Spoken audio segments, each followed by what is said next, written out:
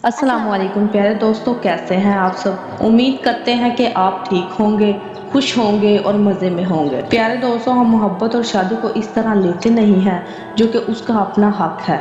नताइज अक्सर वैसे ही नजर आते हैं जो हम देखते आते हैं। एक वजह तो गैर मुख्तगी, दूसरी वजह हमारी जिद और नादानियां हैं। रही सही कसर वालिदैन तब पूरी कर देते हैं जो वो अपनी औलाद की हाँ में हाँ करते हैं। शादी या मोहब्बत नाम है दो दिलों को जोड़ कर रखने का, और दो दिल तभी जुड़े रहते हैं जब हम अपनी गलतियों की इस्लाह करते रहें और एक दूसरे को खुश रखने की ख्वाहिशात में लगे रहें, ना कि अपनी ख्वाहिशात के पीछे दौड़ते रहें। प्यारे दोस्तों, इस वीडियो में वो तरीके बताए जाएंगे किस तरह मर्दों के दिल जीते जा सकते हैं, कैसे उन्हें अपना बनाया जा सकता है। प्यारे दोस्तों, हर औरत की ख्वाहिश होती है कि अपने मर्द के दिल पर अकेली राज करे। ये जोड़ और मोहब्बत कायम रहने के लिए ज़रूरी होता है। हम मांगी इज्जत, मोहब्बत, भरोसा, ये आहिस्ता आहिस्ता आता है। इन चारों से हर वक्त जुड़ा रहना ज़रूरी है, जो कि मेरे ख्याल से मुश्किल काम नहीं है। प्यारे दोस्तों, बढ़ते हैं आज की वीडियो की जानिब। अब आप अपने मर्दों का दिल जीत सकती हैं। प्यारी बहनों, अपने शोहर के साथ मोहब्बत रखना और हर जायज़ काम में इसका कहना मानना, उससे अल्लाह व रसूल सल्लल्लाहु अलैहि वसल्लम खुश होते हैं।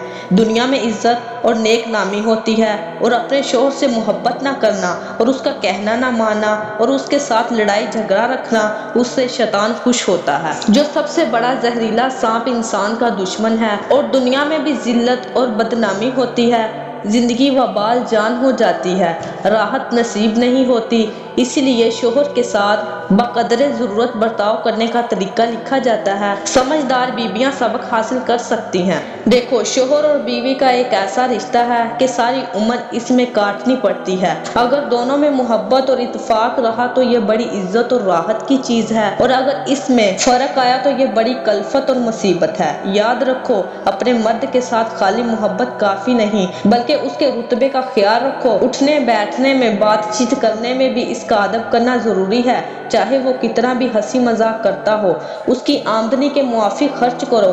अगर कोई तुम्हारे खिलाफ हो, उसकी सहार करो और हमेशा खुशी जाहिर करो। हमेशा बेजा खर्च से बचो। जो कुछ मिले जुड़े अपना घर समझकर, चटनी रोटी भी हो तो खाकर गुजारा करो।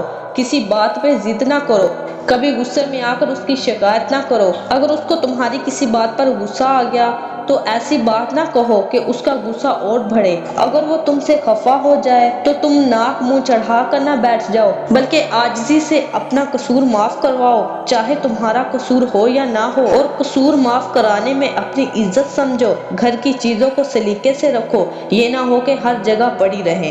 किसी काम में हलिया बहाना मत करो। झूठ हरगिज ना बोलो कि झूठ बोलने से गुनाह भी होता है और एतबार भी उठ जाता है। अगर वो गुस्से में आकर कुछ भला बुरा कहे तो उसकी सहार करो, जवाब मत दो। तुम देखोगी कि गुस्सा उतरने के बाद वो खुद शर्मिंदा होगा। अगर तुम भी गुस्सा करोगी और उसे बदनाम करोगी तो बात बढ़ जाएगी, और जितना तुमसे बोलता था इतना भी नहीं बोलेगा। फिर सिवाय लड़ाई झगड़े के और रोने धोने के कुछ ना होगा।